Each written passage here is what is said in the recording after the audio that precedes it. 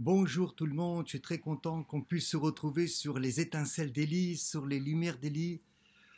Si ces petites vidéos vous intéressent et partage vous intéresse, merci de les faire partager, merci de faire connaître la chaîne vidéo. Encore une fois, je précise bien, ce ne sont pas des cours. Les cours, il y en a plein sur Internet et que en plus, personnellement pour moi, comme je vous l'ai déjà dit, le cours n'est pas le centre. Ce qui doit être le centre, c'est le juif. La Torah n'est pas le centre. La Torah est au service du juif. Et pour moi, voilà, c'est une démarche qui est inverse. Le plus important, c'est le Ham Israël, c'est le peuple juif. Et Dieu a donné la Torah pour permettre au peuple juif de pouvoir être en contact avec le divin, avec Akadosh Baruch Hu. Donc c'est pour ça que pour moi, le centre n'est pas le cours. Et peut-être, en tout cas c'est ma façon de voir, que c'est une des problématiques au sein de la communauté juive en général, qu'on met au centre le cours. Donc on va mettre au centre l'orateur. On va mettre au centre si l'orateur a un charisme même de la parole. Donc c'est le cours qui va être au centre, mais ce n'est pas le juif. Et je dis que pour moi, personnellement, il y a un problème. Voilà. Il y a un problème au sein de la communauté juive en général de ne pas prendre en compte l'individu juif en tant que d'individu juif et du fait que lui soit le centre. Voilà. Je l'ai dit, je répéterai à plusieurs reprises. Voilà. Que le centre, c'est le juif et pas la Torah. Même si le juif doit se donner à la Torah. Aussi, voilà, c'est comme dans un couple. Mais encore une fois, c'est la Torah au service du juif. C'est les mitzvot au service du juif et pas l'inverse.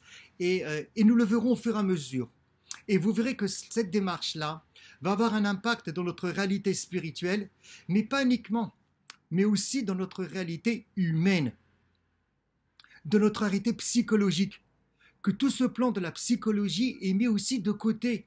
À chaque fois, il va y avoir un psychologue, comme si que la Torah ne parlait pas du psyché de l'âme, comme si que les sages d'Israël ne parlaient pas du psyché de l'âme, et que les psychologues étaient mieux formés que ceux qui s'adonnent à la Torah. Mais peut-être qu'en fait, du fait qu'on prend simplement la Torah comme une science, comme un cours, dès qu'il y a un problème quelque part, et tout le monde a des problèmes, tout le monde a son Yetzer Hara, tout le monde a sa réincarnation, d'accord? Donc tout le monde ne vient pas d'une feuille blanche. Et bien tout de suite, qu'est-ce qui se passe? À dire, ah, ce serait bien d'aller voir un spécialiste, donc un psychologue. Eh bien, moi, je ne suis pas d'accord avec ça, et je le dis. Ceci étant dit, prenons Exode 14,29. Et on nous raconte dans le livre de l'Exode 14,29 que Israël donc a vu la grande main de l'Éternel. Qu'est-ce qu'il a fait pour les Égyptiens? Le peuple, il a craint, donc il a craint véritablement l'Éternel. Il a cru en l'Éternel et en Moïse. Voilà, Exode 14,29. Donc, ils ont marché à pied sec au milieu de l'eau. Et on nous dit que les eaux étaient comme des murs à droite et à gauche. Très bien. La mer correspond à quoi? Eh bien, la mer correspond au monde caché, au monde de l'invisible. D'ailleurs, lorsque je regarde et j'observe la mer, je ne vois rien. Mais il y a un monde à l'intérieur de la mer. Eh bien, la mer va correspondre à mon inconscient. À la fois mon inconscient psychologie, on a tout un inconscient, surtout pour ceux qui vivent et qui croient à la réincarnation, au Gilgulim, c'est dans notre inconscient. D'ailleurs, j'avais posé à quelqu'un un roche Kollel à Yerushalayim, dans lequel je suis encore en contact avec lui, qui est un très grand rave avec un roche Kollel de Mekoubalim, jusqu'à où va réellement le libre arbitre de la personne dans sa trajectoire, à partir du moment où il est en vérité il a un Gilgoul. C'est-à-dire qu'il ne vient pas avec une feuille blanche, mais il est le Gilgoul de quelqu'un d'autre. Donc ça s'appelle l'inconscient. On n'est pas conscient. On peut savoir qu'on vient d'un Gilgoul, mais en quoi le Gilgoul a un impact et jusqu'à où le Gilgoul a un impact sur notre réalité psychologie, sur nos choix, sur nos caractères, sur notre destinée de là où on vit, le lieu où on vit, le choix de travail, toutes ces choses-là. Et c'était très intéressant la discussion voilà, que j'ai pu avoir avec lui. Donc, la mer correspond au monde caché, au monde de notre inconscient, et donc de notre réalité aussi spirituelle, mais aussi de notre inconscient psychique. Tout ce qui se trouve à l'intérieur de la mer, lorsqu'on regarde, se trouve sur Terre. Simplement, sur Terre, c'est révélé, dévoilé. On dira c'est notre conscient. Dans la mer, vous avez le minéral, le végétal, l'animal. et dans la terre aussi. Simplement, dans la terre, il y a quelque chose d'un peu plus quand même. Il y a l'humain. Et c'est intéressant que donc le Créateur, Kadosh Baruch Hu, il a ouvert, il a permis donc aux Hébreux de marcher sur la terre. Et l'eau s'est mise de côté. Et bien, c'est exactement le même processus que Dieu a fait au moment de la Genèse. Lorsqu'il a séparé les eaux d'en haut et les eaux d'en bas, il a mis l'eau d'un côté, dans un coin, comme c'est écrit dans Genèse 1, le Genèse 1, le verset 9. Il a mis l'eau d'un côté pour laisser apparaître le sol. Et ce sol, il le nommera terre. C'est intéressant que d'ailleurs, premièrement, donc la terre n'est pas simplement un lieu dans lequel je marche. La terre est un nom divin que Dieu a donné au sol. Mais la terre nous renvoie au principe féminin. Et donc, c'est intéressant de voir qu'en fait, la terre, c'est elle qui est au centre. Il a mis l'eau de côté pour laisser apparaître le sol, donc la terre. Il a ouvert la mer pour laisser le peuple hébreu marcher sur la terre. Donc, la terre nous renvoie au principe féminin. La mer l'eau en tout cas ici, pourrait nous renvoyer donc au principe masculin. Mais des fois, ça peut être l'inverse. Dans notre inconscient, ça sera le féminin et notre conscience sera du côté du masculin. Pourquoi ? Parce que la femme a été tirée de l'homme au moment où l'homme est en train de dormir. Donc il est inconscient. Tout ça, c'est à réfléchir et à prendre en considération dans les relations entre l'homme et la femme, dans la relation entre moi en tant qu'homme et dans mon principe féminin. Car oui, au sein de l'être divin, au sein de ce qu'on appelle le Ein Sof, l'infini divin, il y a cette réalité de mâle et de femelle. Puisque c'est écrit dans la Genèse, Naase Adam Betsalmenu Kedmotenu, faisons l'homme à notre image, à notre ressemblance, il les a créés mâle et femelle. Ça veut dire qu'il y a une réalité mâle et femelle dans l'être divin, au sein du Ein Sof, au sein de l'infini de Dieu, qu'on peut appeler Akadosh Baruch Hu et la Shrina, peu importe pour l'instant les termes. Parce qu'on ne va pas s'arrêter aux termes. L'essentiel, c'est la personne humaine. Donc le support, c'est le texte pour aller vers la personne humaine. Donc, l'homme va représenter le masculin divin sur terre avec son principe féminin. La femme va représenter le mâle au sein de l'infini divin avec son principe aussi, donc masculin. La nature du féminin, c'est de recevoir.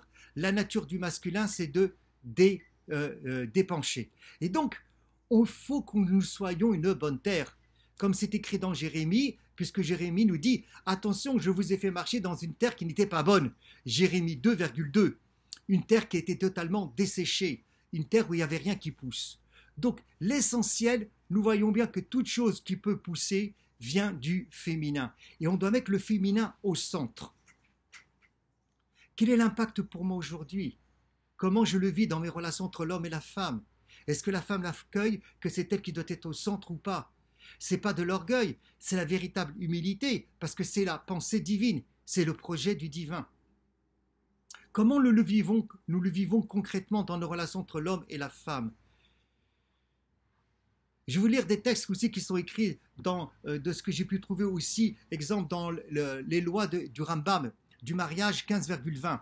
Et encore une fois, l'essentiel, ce n'est pas le cours, c'est comment ça va influencer ma psychologie, ma perception, mes caractères, ma réalité spirituelle.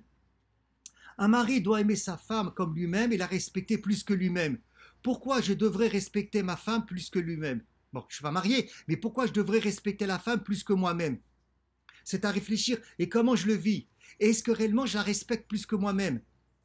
Et peut-être que ça va même plus loin, d'après ce qui est écrit dans la Torah, que c'est la terre qui est au centre pour laisser pousser les choses.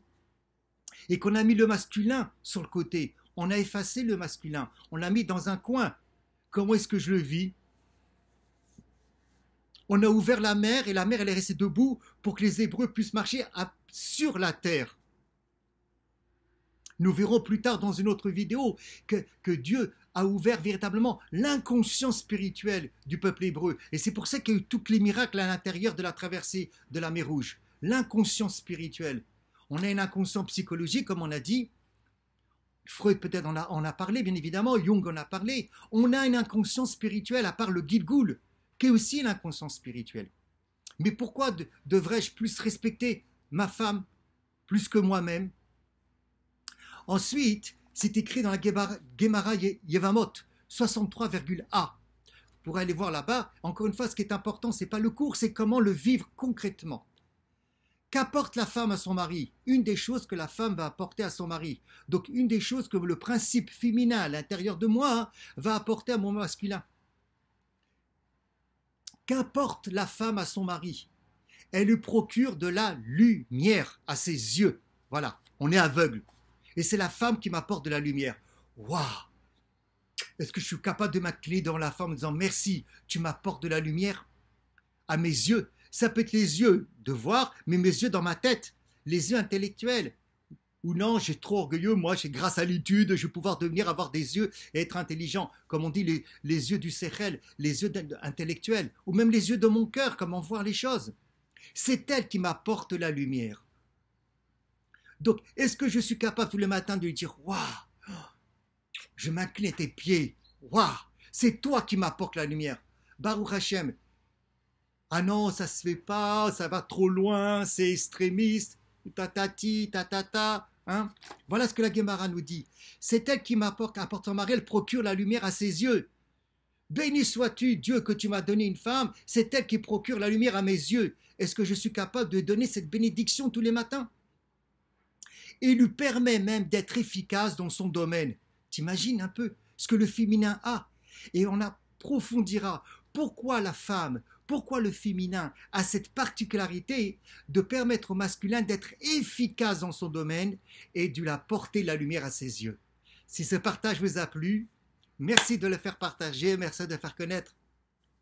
La chaîne Les Étincelles d'Élie, les Lumières d'Élie. Et n'oubliez pas, si vous êtes marié, d'avoir ce regard sur votre propre femme et de le proclamer et de le vivre corporellement, spirituellement aussi. Ouais, on est fait et psychologiquement, émotionnellement. On est fait d'un esprit et on est fait d'une réalité spirituelle, d'une réalité psychologique et d'une réalité aussi corporelle. À bientôt, que Dieu vous bénisse dans la joie.